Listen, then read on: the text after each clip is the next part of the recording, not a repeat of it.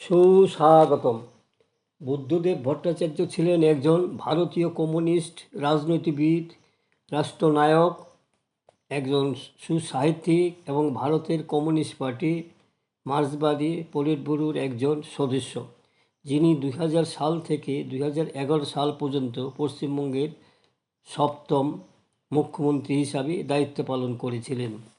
এই বিশিষ্ট রাষ্ট্রনায়ককে নিয়ে ইউটিউবের সাহিত্যের নবদিগন্ত চ্যানেলে আজকের ভিডিওটি হলো আদর্শ অবিচল এক প্রবাদ প্রতিম জননেতা বুদ্ধদেব ভট্টাচার্য। গ্রন্থনায় রবীন্দ্র কুমার চক্রবর্তী। বিরল ব্যক্তিত্ব, অনন্য প্রতিভার অধিকারী, সমাজ মনস্ক, বৈপ্লবিক আদর্শে দীক্ষিত এবং বামপন্থী আন্দোলনের পুরুধা কমরেড বুদ্ধদেব ভট্টাচার্য প্রয়াত হলেন গত 8ই অগাস্ট 2024 সালে। কমরেড বুদ্ধদেব ভট্টাচার্য শুধুমাত্র একজন অসাধারণ বাগ্মী ও বামপন্থী আন্দোলনের শীর্ষ নেতা নন, পশ্চিমবঙ্গের আপামর সাধারণ মানুষের কাছে তিনি ছিলেন একজন আপনজন ব্যক্তি।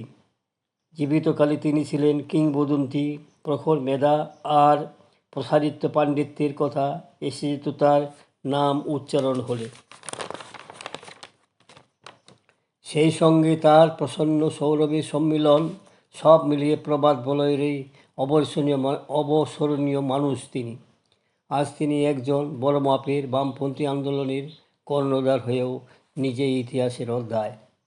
বুদ্ধদেব ভট্টাচার্যের সংগ্রামী জীবনের স্রোতধারা প্রবাহিত হয় মার্ক্সীয় তত্ত্বে দীক্ষিত হয়ে সাম্যবাদের আস্থা অর্জনের মধ্য দিয়ে, গণ আন্দোলনের শরিক হয়ে।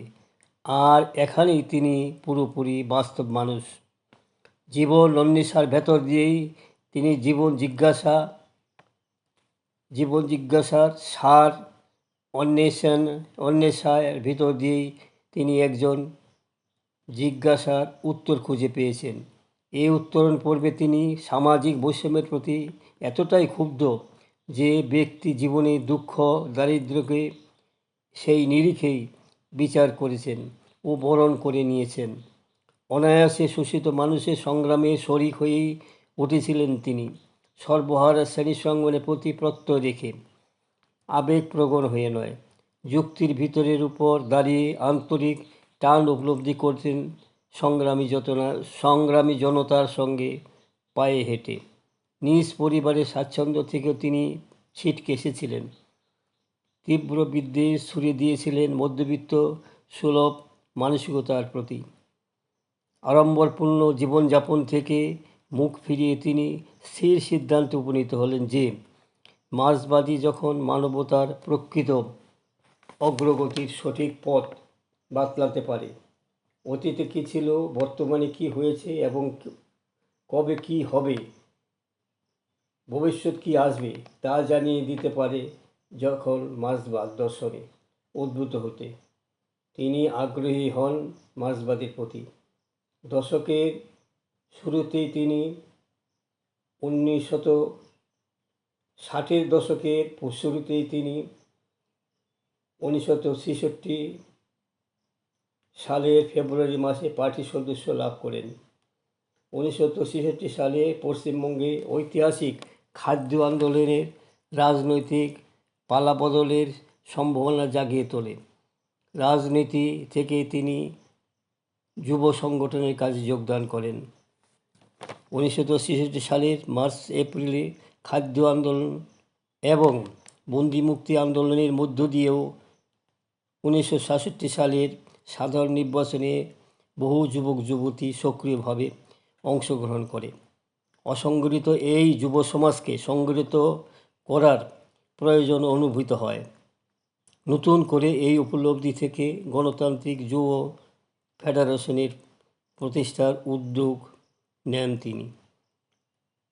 1968 সালের 7 থেকে 9 জুন দক্ষিণ কলকাতায় ত্যাগরাজ হলে আয়োজিত সম্মেলন থেকে গণতান্ত্রিক যুব ফেডারেশনের রাজ্য কমিটি গঠিত হয়। সম্মেলনের সময় সদস্য সংখ্যা ছিল 37,536 জন। প্রথম সম্মেলনে প্রতিনিধি ছিলেন 996 জন। রাজ্য সম্মেলন উদ্বোধন করেন কৃষক নেতা হরেকৃষ্ণ কুমার। প্রতিষ্ঠা সম্মেলন থেকে দীনেশ মজুমদার সভাপতি ও বুদ্ধদেব বর্ষের সাধারণ সম্পাদক নির্বাচিত হন। 1972 সাল থেকে সিদ্ধার্থ শঙ্কর রায়ের জমানায় আধা ফ্যাসিস্ট সন্ত্রাসের পর্বেও গণতান্ত্রিক যুব ফেডারেশন উল্লেখযোগ্য ভূমিকা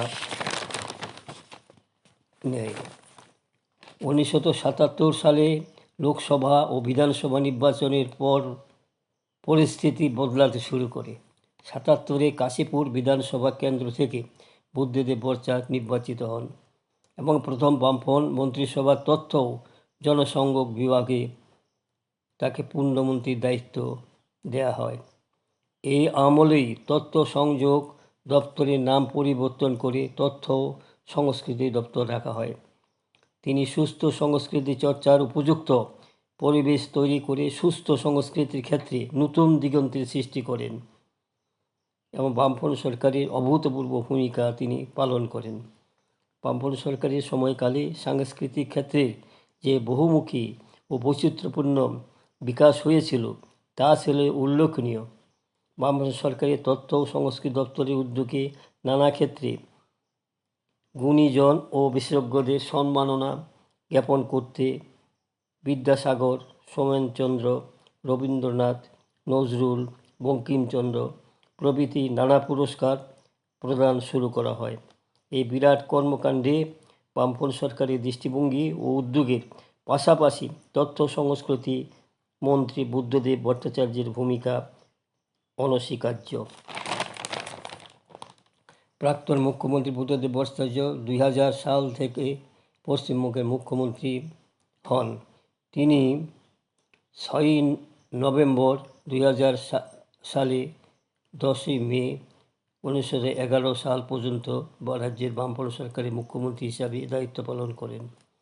তিনি কৃষির পাশাপাশি পশ্চিমবঙ্গে শিল্পায়নের জন্য সক্রিয় হন। তিনি সিঙ্গুরে একটি জমি টাটা মোটরকে প্রদান করেন টাটা ন্যানোস গাড়ির কারখানা তৈরির জন্য। তিনি চেয়েছিলেন শিল্পায়ন বামফ্রন্ট সরকারের জোর দিয়েছে কর্মসংস্থানের সুযোগ বাড়াতে। কৃষির বিপুল সাফল্যই ছিল শিল্পায়ন কর্মসূচির ভিত্তি। নয়া উদারবাদ তখন কর্মসংস্থানহীন অধরা কর্মসংকোচকারী উন্নয়নের তত্ত্ব ফেরি করেছে। তখন কর্মসংস্থানমুখী উন্নয়নের প্রকল্পে বামফ্রন্ট সরকারের স্বার্থবাহী বিকল্প নীতি। তিনি ক্ষুদ্র মাঝারি শিল্পের পাশাপাশি বড় শিল্পের উপরও জোর দিয়েছিলেন। তিনি পশ্চিমবঙ্গে নানা স্থানে ছোট, ক্ষুদ্র এবং বৃহৎ শিল্প স্থাপনে সচেষ্ট হয়েছিলেন। সিঙ্গুর টাটা মোটর ছাড়াও হলদিয়া পেট্রোকেমিক্যাল, বক্রেশ্বরে তাপবিদ্যুৎ কেন্দ্র, সল্টলেকে ইলেকট্রনিক্স এবং তথ্য প্রযুক্তি ইস্পাত শিল্প গঠনের জন্য সংশ্লিষ্ট সব পক্ষের সঙ্গে আলোচনা করে সুনির্দিষ্ট পরিকল্পনার ভিত্তিতে এগোনোর চেষ্টা করেছিলেন। বুদ্ধদেব ভট্টাচার্য প্রকৃত অর্থেই একজন আত্মপ্রচার বিমুখ মানুষ। রাজনৈতিক পরিবৃত্তি, প্রশাসনিক আঙ্গিনায় তিনি ছিলেন একজন আদর্শবান, নীতিনিষ্ঠ ও পরিশীলিত মানুষ এবং একজন বিশিষ্ট সাহিত্যিক, অনুবাদক, প্রাবন্ধিক। তার উল্লেখযোগ্য প্রবন্ধগুলি হল ফিরে দেখা, প্রথম ও দ্বিতীয় খণ্ড। 2. নাৎসি জন্মানার জন্ম মৃত্যু। 3. স্বর্গের নিচে মহামেয়ের বিশৃঙ্খলা। 4. স্বপ্ন দেখব বলে। 5. দুঃসময়। এছাড়াও তিনি অনুবাদ গল্প চিলিতে গোপনে বিপন্ন জাহাজের এক নাবিকের গল্প, এই আমি মায়াকো বক্সি। পশ্চিমবঙ্গের প্রাক্তন মুখ্যমন্ত্রী বুদ্ধদেব ভট্টাচার্য তার রাজনৈতিক আদর্শগত অবস্থানের কারণে কোনো রাষ্ট্রীয় বা সরকারি পুরস্কার গ্রহণ করেননি। 2022 সালে ভারত সরকার তাকে পদ্মভূষণ সম্মানে ভূষিত করার সিদ্ধান্ত নেন। আদর্শগত কারণে বুদ্ধদেব ভট্টাচার্য এই পুরস্কার গ্রহণ করেননি। বুদ্ধদেব ভট্টাচার্য আজীবন অনুভব করেছেন দেশের রাজনীতিতে বামপন্থী ঐক্যের গুরুত্ব অসীম। বাম ঐক্যকে শক্তিশালী করতে হবে। বামপন্থীদের যৌথ সংগ্রাম ও আন্দোলন এবং অন্য সমস্ত দল থেকে মানুষকে আন্দোলনে টেনে আনার চেষ্টা বামপন্থীদের ভিত্তিকে প্রসারিত করবে, বামপন্থীর প্রভাব ও শক্তি বাড়াতে সাহায্য করবে। বন্ধুগণ, সংক্ষিপ্ত আমার এই ভিডিও শেষ হলো। যদি আপনাদের মনোপুত হয় সাবস্ক্রাইব, শেয়ার এবং লাইক করতে ভুলবেন না যেন।